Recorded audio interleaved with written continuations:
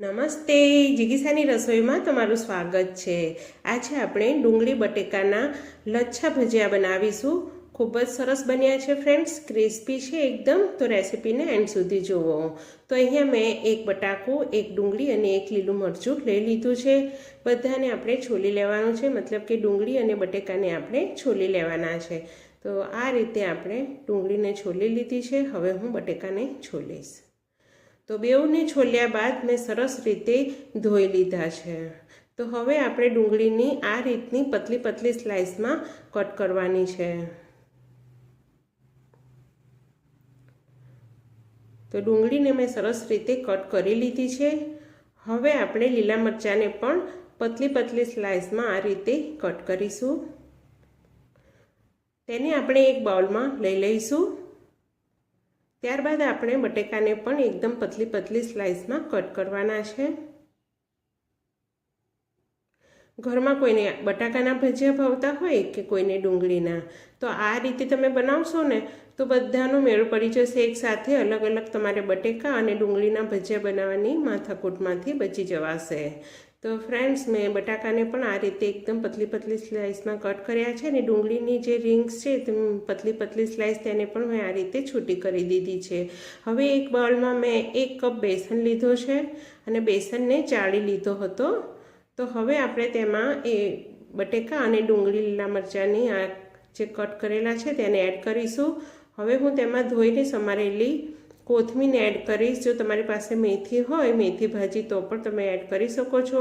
1 ચમચી ધાણા જીરું પાવડર, 1 ચમચી લાલ મરચું પાવડર और અડધી ચમચી આપણે હળદર નાખી દીધી છે। મીઠું સ્વાદ મુજબ એડ કરીશું। થોડો મેં અહીંયા અજમો લીધો છે, 1 ચપટી જેટલો, તેને આ રીતે મસળીને એડ કરી દઈશું।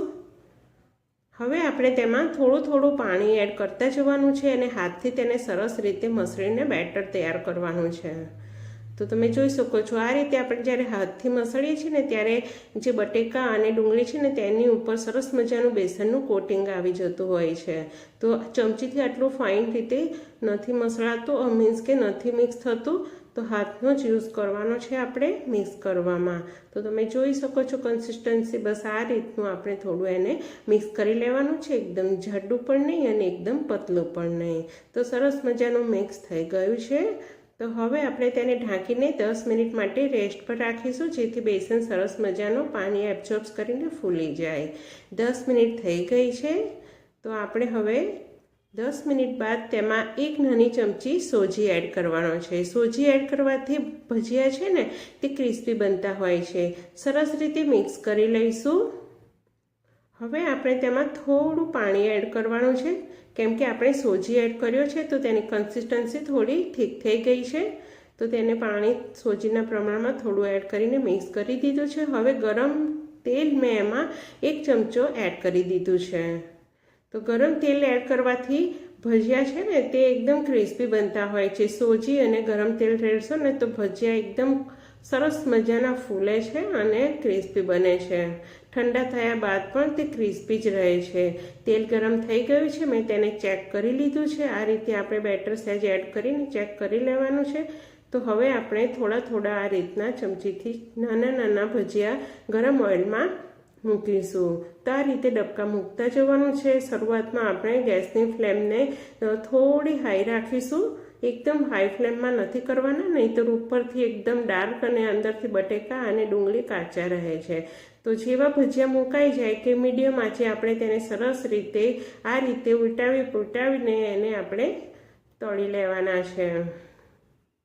જો તમારે થોડા વધારે ક્રિસ્પી જોઈતા હોય તો તમે થોડા ડાર્ક થવા દેશો, અને જો સોફ્ટ જોઈતા હોય તો તેનો કલર ડાર્ક થાય તે પહેલાં જ તેને તમારે કાઢી લેવાના છે। તો આપણે અહીંયા ક્રિસ્પી બનાવવાના છે, તો હું થોડા એને ડાર્ક કલરના થાય ત્યાં સુધી સાંતળીશ। તો જોઈ શકો છો કે મેં તેને સરસ મજાના એકદમ ડાર્ક કલર આવે ત્યાં સુધી મેં ભજીયાને તળી લીધા છે।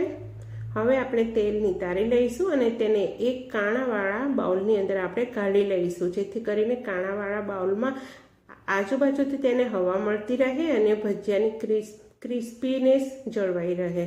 તો બધા જ ભજીયાને મેં આ રીતે ફ્રાય કરી લીધા છે, ખાવામાં સ્વાદિષ્ટ અને ક્રિસ્પી। તો ફ્રેન્ડ્સ, રેસીપી પસંદ આવે તો વિડીયોને લાઈક, કોમેન્ટ, શેર